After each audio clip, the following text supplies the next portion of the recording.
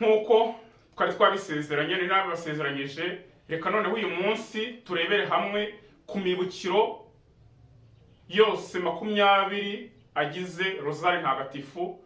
Ntabwo turi bufate ishapule ngo tugende duhera ku kimenyetso cy'umusaraba tugende akantu ku kandi, ahubwo tugiye kureba twebwe amibukiro gusa yose uko ari 20 uburyo avugwa.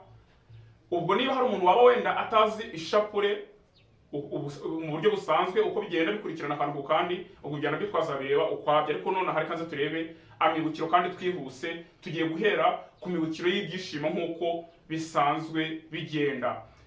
Iyibukiro rya mbere mu mibukiro y'ibyishimo riravuga ngo Gaburiyeli mutagatifu abwira Mariya ko azabyara umwana w'Imana, dusabe inema yo koroshya. Iyibukiro rya kabiri riravuga ngo Bikira Mariya ajya gusuhuza Elizabeth mutagatifu, dusabe inema yo gukundana. Iyibukiro rya gatatu mu mibukiro y'ibyishimo riravuga ngo Yezu avukira i Betelehemu, dusabe inema yo kutita ku by'isi. Iyibukiro rya kane mu mibukiro y'ibyishimo riravuga ngo Yezu aturwa Imana mu ihekaru, dusabe inema yo kumvira abadutegeka.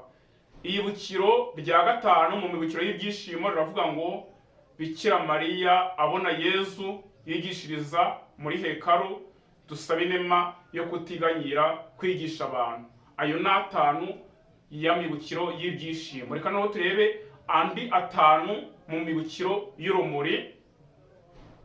Amibukiro y'urumuri irya mbere riravuga ngo Yezu abatirizwa muri Yorodani, dusabe inema yo gukomera ku masezerano y'abatisimu.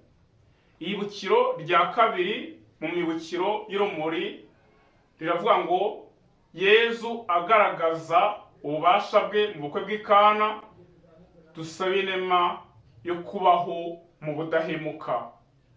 Iyibukiro rya gatatu mu mibukiro y'urumuri riravuga ngo Yezu atangaza ingoma y'Imana, dusabe inema yo kugarukira Imana. Iyibukiro rya kane mu mibukiro y'ikuzo riravuga ngo Yezu yihindura ukundi, dusabe inema yo kumurangamira no kumwumvira. Noneho ibukiro rya gatanu mu mibukiro y'urumuri riravuga ngo Yezu ari mu Karistiya, dusabe inema yo kumuhabwa neza. Ayo niyo mibukiro 5 mu mibukiro y'urumuri. Reka tunaho twihuse duhita tureba amibukiro y'ishavu nayo 5. Amibukiro y'ishavu irya mbere riravuga ngo Yezu asambira mu murima wa Getsimani, dusabe inema yo kwanga ibyaha. Ibukiro rya kabiri mu mibukiro y'ishavu riravuga ngo Yezu Kristu bamukubita, dusabe inema yo kutararikira ingeso mbi.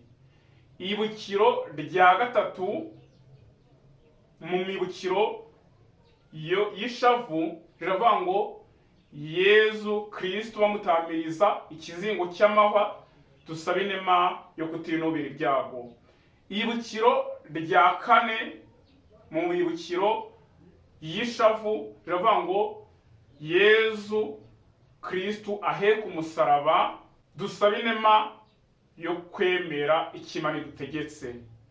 Ibukiro rya gatanu mu mibukiro y'ishavu riravuga ngo Yezu Kristu apfira ku musaraba, dusabe inema yo gukunda Yezu na Mariya.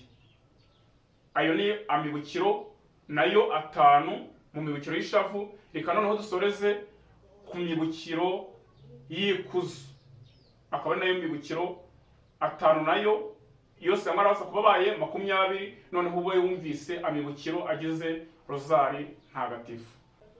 Amibukiro y'ikuzo 5 nayo nkuko nibibabwiye.